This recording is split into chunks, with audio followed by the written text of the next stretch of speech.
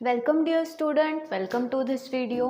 As you know कि हम पिछले कुछ दिनों से जो है वो माइक्रो ऑर्गेनिजम्स के बारे में बात कर रहे हैं और हमने ये भी देखा कि बहुत सारे ऐसे यूज़फुल माइक्रो ऑर्गेनिजम्स हैं जो अलग अलग फील्ड में हम यूज़ करते हैं for the production of different type और वैरायटी ऑफ प्रोडक्ट्स। ठीक है, अब जो हम माइक्रो ऑर्गेनिजम्स का अब यूज़ देखने वाले हैं वो जो है that is in the production of energy. ठीक है, बायोगैस के बारे में आप लोगों को पता है। बायोगैस जो है ये एक नेचुरल गैस मानी जाती है जो स्मॉल लेवल पे भी और लार्जर लेवल पे भी यूज़ की जाती है। तो बायोगैस प्रोडक्शन के लिए हम देखने वाले हैं कि किस तरह से माइक्रो ऑर्गेनिजम्स जो है वो इस फील्ड में यूज़ होते हैं। ठीक है, तो हमारा टॉपिक है माइक्रोब्स इन एनर्जी जनरेशन।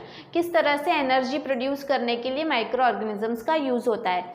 बहुत सारी डेवलपिंग कंट्रीज़ जो हैं उन्हें एनकरेज किया जा रहा है कि वो इस तरह के बायोगैस प्लांट्स जो हैं उन्हें इंस्टॉल करें और जो भी एनर्जी की रिक्वायरमेंट है उसे पूरी तरह से फुलफ़िल करें। ठीक है ना, बायोगैस जो है ये ना सिर्फ डोमेस्टिक लेवल पे मतलब घरगुती लेवल पे बल्कि इंडस्ट्रीज़ में भी, स्मॉल स्केल इंडस्ट्रीज़ जो होती हैं वहाँ पर भी जो है वो फ्यूल प्रोडक्शन के लिए बायोगैस का इस्तेमाल किया जाता है या biogas as a fuel use किया जाता है। ठीक है, ये इसलिए भी जो है वो इसे यूज़ करने के लिए जो है वो एनकरेज किया जा रहा है। क्योंकि एक non conventional and renewable source of energy है, मतलब इसे आप बार बार प्रोड्यूस कर सकते हो। जैसे कि अगर हम कंपेयर करें बायोगैस और कोल का, ठीक है, तो कोल को जलाने से भी जो है वो आपको हीट एनर्जी मिलती है, लाइट एनर्जी मिलती है। बायोगैस को जलाने से भी हीट और लाइट एनर्जी मिलती है। लेकिन दोनों में फ़र्क क्या है? दोनों में फ़र्क यह है कि कोयला जो है इसका जो भी रिज़र्व है वो लिमिटेड है। ठीक है, अनलिमिटेड नहीं है और आप उसको दोबारा तैयार नहीं कर सकते। ये नेचुरल है नो डाउट, लेकिन कोयले को तैयार होने में कई हज़ारों करोड़ों साल लगे हैं। ठीक है, और बायोगैस जो है ये एक ऐसा सोर्स ऑफ एनर्जी है जिसे आप खुद बार बार तैयार कर सकते हो, इसीलिए इसे non conventional and renewable source of energy कहा गया है। इसी वजह से जो है वो हमारा एनकरेजमेंट जो है वो ये है कि आप इस तरह के प्लांट्स लगाएं जहाँ से बायोगैस तैयार किया जा सकता है। ठीक है, देन बायोगैस जो है वो कैसे फॉर्म होता है? तो microbial fermentation, again micro organisms जो हैं वो कुछ चीज़ों को सड़ाते हैं और उससे बायोगैस तैयार होता है। अब ये कुछ चीज़ें क्या हैं? तो ये कुछ चीज़ें जो हैं ये सारा वेस्ट प्रोडक्ट है जो एक्चुअली हमारे लिए यूज़फुल नहीं है। ठीक है ना, जो भी बायोगैस है ये एक मिक्सचर है मीथेन गैस का। मीथेन जो है ये 50 to 60% इसमें प्रेजेंट होती है, मतलब मेन गैस मीथेन होती है।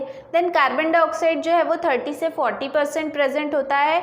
H2S मतलब हाइड्रोजन सल्फाइड जो है वो 0% से लेके तो 3% तक प्रेजेंट रहती है।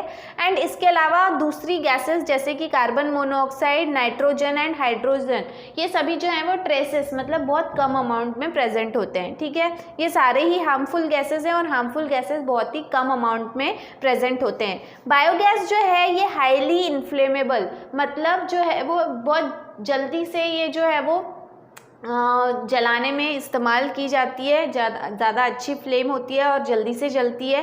And is used as a source of energy, और इसीलिए इसे as a source of energy जो है हम कुकिंग के लिए, स्ट्रीट लाइट्स के लिए या फिर स्मॉल स्केल इंडस्ट्रीज़ में जो है वो जो भी उत्पादन करना है उसके लिए जो भी हीट एनर्जी चाहिए उसके लिए इसका इस्तेमाल किया जा सकता है। नाउ जैसे मैंने आपको बताया कि बायोगैस के लिए जो है वो फर्मेंटेशन होता है। फर्मेंटेशन माइक्रो ऑर्गेनिज्म करते हैं, लेकिन कौन सी चीज़ों का?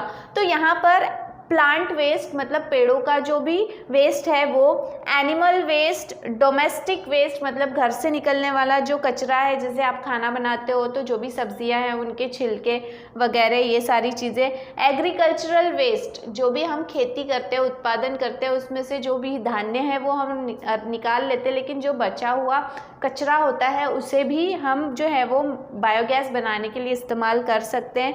म्युनिसिपल वेस्ट जो भी सराउंडिंग से निकलने वाला म्युनिसिपल वेस्ट है।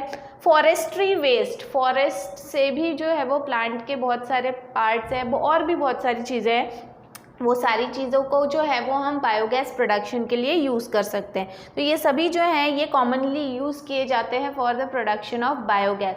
दैट मीन्स व्हाट कि बायोगैस जो है वो प्रोड्यूस करने के लिए हम हमारे आसपास का सारा कचरा जो है वो यूज़ कर रहे हैं, मतलब आपका सराउंडिंग भी क्लीन हो रहा है, प्लस उससे आपको एक एनर्जी जनरेशन या एनर्जी जनरेट करने वाला प्रोडक्ट भी मिल रहा है। ठीक है, तो इसके बाद में जनरली जो है वो इस प्रोसेस के लिए काऊ डंग या फिर कैटल डंग जो है, ठीक है, उसका इस्तेमाल जो है वो ज़्यादा किया जाता है, क्योंकि ये माना जाता है कि काऊ डंग जो है it is a rich source of cellulose. ठीक है, क्योंकि जो भी ये जानवर होते हैं वो पेड़ों को खाते हैं या पेड़ों के पत्तियों को खाते हैं, और प्लांट हमें पता है कि प्लांट में सेल्यूलोज बहुत ज़्यादा मात्रा में होता है, because it's cell wall is made up of cellulose. और सेल्यूलोज का अगर जो है वो डाइजेशन होगा या फर्मेंटेशन होगा तो उससे बायोगैस जो है वो ज़्यादा अच्छे से प्रोड्यूस की जाती है। इसलिए कॉमनली जो है वो काऊ डंग या कैटल डंग जो है वो इसको इस्तेमाल किया जाता है। And as we know, as per our Indian culture, हम अगर हमारे हिंदू संस्कृति के हिसाब से देखें तो गाय की हर एक चीज़ को बहुत पवित्र माना गया है और बहुत ही प्योर माना गया है। तो इसीलिए काऊ डंग जो है अगर हम यूज़ करते हैं तो एज सच उससे निकलने वाली जो भी चीज़ रहेगी that will be also pure, और वो जो है वो वातावरण को साफ ही करेगी, उसमें जो है वो गंदगी फैलाएगी नहीं या फिर पोल्यूशन क्रिएट नहीं करेगी, प्रदूषण नहीं करेगी। ठीक है, then biogas production. Biogas production की एक प्रॉपर प्रोसीजर है कि कैसे बायोगैस तैयार किया जाता है। उसके पहले जो है वो हम कुछ कॉमन पॉइंट्स देखेंगे कि बायोगैस कहाँ पे तैयार किया जाता है, और उसके बाद में what is the steps of the process. ठीक है, नाउ बायोगैस जो है वो तैयार करने के लिए जो कॉमन मॉडल यूज किए जाते हैं which is proposed by KVIC, ये इंस्टीट्यूट का नाम है, एंड IARI, ये भी एक इंस्टीट्यूट का नाम है। इनके द्वारा जो है वो एक प्रॉपर मॉडल तैयार किया गया है कि इस मॉडल के तहत जो है वो आप बायोगैस प्रोड्यूस कर सकते हो।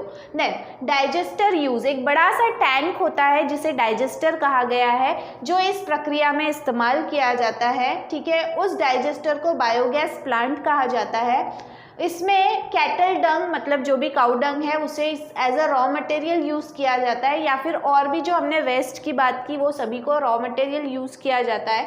ठीक है, consist of a digester and a gas holder, मतलब ये पूरा टैंक जो है इसमें दो चीज़ें इंपॉर्टेंट होती है, एक है डाइजेस्टर और दूसरा है गैस होल्डर। मतलब फर्मेंट होने के बाद में जो गैस निकलेगी वो गैस कहाँ पर जमा होगी, और जहाँ पे फर्मेंटेशन होगा उसे डाइजेस्टर कहा जाता है। ठीक है, ना जो भी डाइजेस्टर है मतलब जो बड़ा टैंक है that is either made up of brick and cement, मतलब ईंट और सीमेंट से बनाया जाता है, या फिर स्टील से भी बनाया जा सकता है।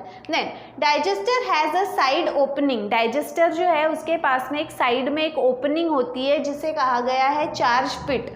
यहाँ से जो भी कैटल का डंग है, जो भी वेस्ट प्रोडक्ट है जिससे हमें ये गैस बनानी है, वो वहाँ से जो है एज अ रॉ मटेरियल उसमें फीड किया जा सकता है। ठीक है, the digester is partially buried in the soil, it involves 3 steps.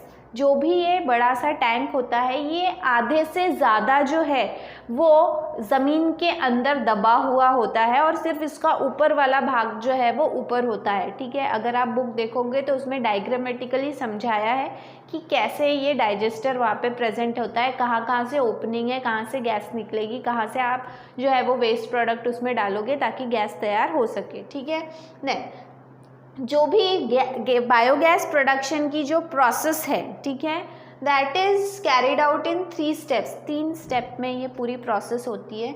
सबसे पहला है हाइड्रोलिसिस और सोल्यूबलाइजेशन। जो भी चीज़ें आपने उसमें जो भी चीज़ डाली है, डंप की है डाइजेस्टर में, ठीक है, उसका हाइड्रोलिसिस किया जाता है। हाइड्रोलिसिस मतलब क्या करना, उसको ब्रेक डाउन करना। ठीक है ना, यहाँ पर जो भी ये प्रोसेस है, इस प्रोसेस में जितना भी रॉ मटेरियल है उसमें हाइड्रोलिसिस कर रहे हैं, मतलब हम उसको ब्रेक डाउन तो कर रहे हैं, लेकिन सिर्फ लिसिस मतलब होता है ब्रेक डाउन, हाइड्रो मतलब होता है वाटर। ठीक है, तो हम पानी की मदद से उसे हाइड्रोलाइज कर रहे हैं। ठीक है, तो यहाँ पर जो है वो पूरे रॉ मटेरियल में इक्वल अमाउंट, जितना आपका रॉ मटेरियल रहेगा जितना वेस्ट प्रोडक्ट रहेगा उतनी ही मात्रा में पानी उसमें जो है वो मिलाया जाता है इन इक्वल प्रोपोर्शन, और उसको मिलाने के बाद में जो चीज़ तैयार होती है उसको स्लरी कहा जाता है, that is called as what, slurry. और ये स्लरी फिर जो है वो डाइजेस्टर में डाला जाता है, ठीक है। उसके बाद में जो है वो उसमें हाइड्रोलिटिक बैक्टीरियाज होते हैं, ठीक है, या फिर इंट्रोड्यूस किए जाते हैं, बाहर से डाले जाते हैं। हाइड्रोलिटिक बैक्टीरिया मतलब जो अब इस मटेरियल को डाइजेस्ट करेंगे, उसको जो है वो फर्मेंट करेंगे। उसके एग्जाम्पल्स हैं जैसे कि क्लॉस्ट्रीडियम या फिर सूडोमोनाज, ये हाइड्रोलिटिक बैक्टीरियाज है जो कार्बोहाइड्रेट को हाइड्रोलाइज करेंगे इनटू सिंपल शुगर, प्रोटीन को हाइड्रोलाइज करेंगे into amino acid and lipid को हाइड्रोलाइज करेंगे इनटू फैटी एसिड। इस तरह से वो हाइड्रोलाइज करेंगे इन सब्सटेंसेस को, ठीक है। देन इसके बाद की स्टेप क्या है, एसिडोजेनेसिस, ठीक है। अब ये तो हाइड्रोलिटिक बैक्टीरिया है जिन्होंने इसको आधा डाइजेस्ट कर दिया। इसके बाद में जो है वो एसिडोजेनिक मतलब एसिड तैयार करने वाले बैक्टीरियाज जो फैकल्टेटिव एनाएरोबिक है एंड ऑब्लिगेटरी एनाएरोबिक, मतलब उसमें से कुछ है जो बनावटी मतलब टेम्पररी एनाएरोबिक तरह से वो रेस्पिरेशन करके एक्टिविटी करेंगे। क्योंकि क्या होता है, कुछ बैक्टीरियाज ऐसे होते हैं जो अगर एयर है, ऑक्सीजन है, तो वो एरोबिक की तरह बिहेव करेंगे, अगर ऑक्सीजन नहीं है तो वो एनएरोबिक की तरह बिहेव करेंगे। तो फैकल्टेटिव मतलब होता है टेम्पररी एंड ऑब्लिगेटरी मतलब होता है कंपल्सरीली, ठीक है। तो फैकल्टेटिव एनएरोबिक बैक्टीरियाज एंड दूसरा यहाँ पे बोला है ऑब्लिगेट एनएरोबिक ऑर्गेनिज्म, दोनों ही मिलके जो है वो क्या करेंगे, एसिडोजेनिक बैक्टीरिया के साथ में ये सारी चीज़ें मिलके जो है वो कन्वर्ट करेंगे सिंपल ऑर्गेनिक मटेरियल को इनटू एसिड्स। जो भी ऑर्गेनिक मटेरियल है जो सिंपल है उसे किस में कन्वर्ट करेंगे, एसिड में। एसिड के एग्जांपल दिए हुए हैं जैसे कि एसिटिक एसिड है, देन फॉर्मिक एसिड है, इस तरह से एसिड्स में उसको कन्वर्ट करेंगे। उसके साथ में वो हाइड्रोजन और कार्बन डाइऑक्साइड जैसी गैसेस भी रिलीज करेंगे, ठीक है। एंड लास्ट में सबसे लास्ट स्टेप इज मीथेनोजेनेसिस। अब जो भी ये एसिड तैयार किया गया है, इस एसिड को मीथेन में कन्वर्ट करना, ये काम किसका है, मीथेनोजेनिक बैक्टीरिया का, मतलब मीथेन तैयार करने वाले बैक्टीरिया का।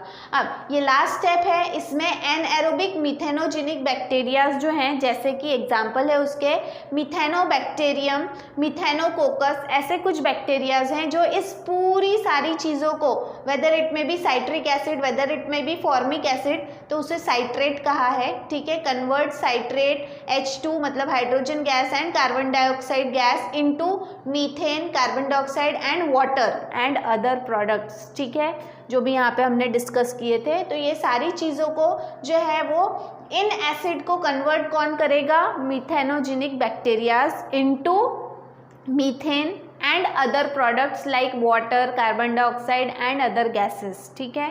तो इस तरह से जो है this is the whole process of formation of biogas through a biogas plant. Biogas जो है ये बहुत ही बेनिफिशियल मानी जाती है, इसे हम इको फ्रेंडली गैस भी कहते हैं क्योंकि इससे किसी प्रकार का कोई प्रदूषण जो है वो होता नहीं है। अगर आप कोयला जलाओगे, लकड़ी जलाओगे तो उससे जो धुआं निकलता है उस धुएं में कई ज़्यादा मात्रा में कार्बन डाइऑक्साइड और कार्बन मोनोऑक्साइड और इसके अलावा और भी दूसरे सब्सटेंसेस मतलब और भी दूसरे डेंजरस हार्मफुल गैसेस होते हैं जो हमारे वातावरण को प्रदूषित करते हैं, ठीक है। तो इससे हमें लाइट और हीट एनर्जी तो मिल रही है प्लस, लेकिन उसका साइड इफेक्ट के तौर पे हम हमारे वातावरण को ख़राब कर रहे हैं। लेकिन बायोगैस जो है वो एक ऐसा ऑप्शन है, एक ऐसा विकल्प है कि जिन्हें जो है वो आप इसके एवज में मतलब इसके इंस्टेड ऑफ दिस आप यूज़ कर सकते हो क्योंकि ये जल्दी से जल जाता है, ठीक है। इसके अलावा ये इको फ्रेंडली है। इको फ्रेंडली इसलिए है क्योंकि इसको जलाने पर जो है एक ब्लू फ्लेम तैयार होती है और इससे बिल्कुल भी धुआं, कार्बन डाइऑक्साइड जो है वो बहुत कम मात्रा में निकलता है, ठीक है, और कार्बन मोनोऑक्साइड भी ट्रेसेस में निकलता है। तो इसीलिए जो है वो इसे इको फ्रेंडली गैस माना गया है जो आपके वातावरण को ज़्यादा प्रदूषित नहीं करती। सो इसके बाद का टॉपिक जो है that is benefits of biogas, वो हम देखेंगे हमारे नेक्स्ट वीडियो में और आगे का टॉपिक भी डिस्कस करेंगे in our next video. Thank you very much.